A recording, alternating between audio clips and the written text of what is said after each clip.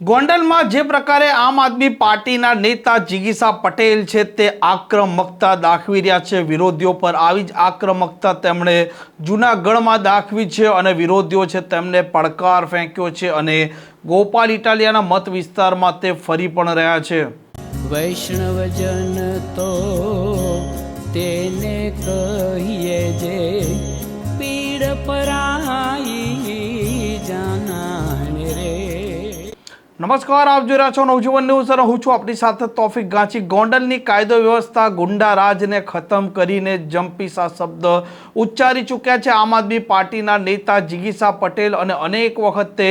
ગોંડલમાં કોઈ પણ મામલો હોય, પ્રજાના કોઈ પણ પ્રશ્નો હોય તેમને આક્રમકતા સાથે ઉઠાવતા હોય છે અને વિરોધીઓ છે તેમના પર વરસતા હોય છે અને તે હવે પહોંચ્યા છે જૂનાગઢમાં, વિસાવદરમાં, ગોપાલ ઇટાલિયાના મત વિસ્તારમાં અને જે પ્રકારે સ્થાનિક સ્વરાજની ચૂંટણીના પરિણામો આવ્યા હતા, જે મેદરડા તાલુકા પંચાયત હતી તેમાં આમ આદમી પાર્ટીના 9 અને ભાજપના 9 છે સભ્યો ચૂંટાયેલા હતા અને ભાજપ છે તેમણે આમ આદમી પાર્ટીના સભ્યના વિરુદ્ધમાં ગુનો દાખલ ખોટી રીતે કરાવ્યો, તેમને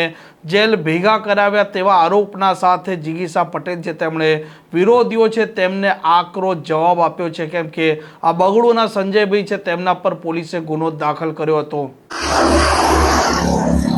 નમસ્કાર, હું છું જિગીશા પટેલ। આજે હું અહીંયા ડુંગરપુર જિલ્લા પંચાયતની નીચે આવેલી બગડુ તાલુકા પંચાયતમાં આવેલી છું અને આ છે આણંદપુર ગામ। હવે અહીંયાની તમને બધાને ખબર હશે, થોડા સમયથી અહીંયા તમે છે ને ભારતીય જનતા પાર્ટીની ભવાઈ તમે જોતા હશો કે તાલુકા પંચાયતની અંદર 9 સીટ ભાજપ અને 9 સીટ આમ આદમી પાર્ટી જીતીને આવ્યા પછી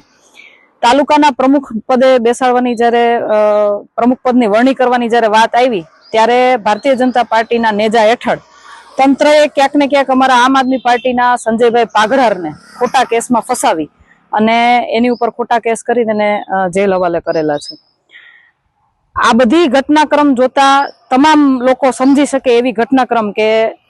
આમ આદમી પાર્ટીના પ્રમુખ ન બનવા દેવા માટે થઈ અને આ ભારતીય જનતા પાર્ટીની આખી આ ભવાઈ એને ઊભી કરેલી છે। હવે આ આખી ભવાઈની અંદર એક આણંદપુર ગામની અંદર હું આજે મુલાકાતે આવી ને તો મને ખબર પડી કે આખી ભવાઈની અંદર એક માણસનો હાથ છે, એ છે દિનિયો દારૂડિયો। આ દિનિયો જે છે જે આખા ગામને દારૂના રવાડે ચડાવવા માટે મથતો હતો અને આખા ગામમાં જે ધાક ધમકી થી પોતાની કહેવાય ને કે પોતાનું વર્ચસ્વ જમાવવા માંગતો હતો, એ દિનિયાને મારે એટલું જ કેવું છે કે દિનિયા માપમાં રહે તો સારી વાત છે, કારણ કે હું ગામની અંદર આવી, ગામના લોકોએ મને બધી વાતચીત કરી કે તારા અહીંયા શું કાંડ છે, તારા શું કૌભાંડ છે, મારે અહીંયા ઉતરવું ન પડે ગામમાં, એટલું તું ધ્યાન રાખજે, કારણ કે કહેવાય ને કે નાના નાના માણસોને દબાવવા અને નાના નાના માણસોને હેરાન કરવા અને આ બધું તારું છે ને જે બધા તારા કાવા દાવા બંધ કરજે। સાથે સાથે અમારા તાલુકા પંચાયતના સભ્ય ઉપર જે ખોટી ફરિયાદો તારા લીધે તે કરાવી છે, તે હાથે રહીને કરાવી છે, એ ગામમાંથી પણ મને બધા લોકોએ કીધું। એટલે જેવી રીતે હું ગોંડલમાં ગુંડાઓની સામે લડું છું ને એવી રીતે તારા જેવા ગુંડાની સામે લડવા મારે પોતાના ન ઉતરવું પડે એટલું ધ્યાન રાખજે। અને પાટીદાર સમાજમાં ખાસ તારી જે કહેવાય ને કે તારી જે કઈ છે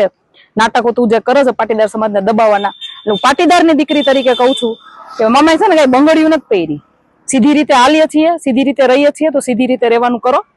જો અમે હાથમાં લઈ લેવું ને બધું તારું તો પછી ગોઈ તો નહીં ચડે, એટલે માપે માપે રહીને જે કઈ થતું હોય કરો, રાજકીય રીતે જે કઈ થતું હોય કરો, બાકી આ બધી ભવાયું તમારી બંધ કરી દો તો સારી વાત છે। હવે જો મને કોઈ એવી ફરિયાદ તારી આ ગામમાંથી આવી એટલે હું પોતે તારી સામે બાઈ હું ચડાવવાની છું, એટલું તું યાદ રાખજે। જય હિન્દ, જય ભારત।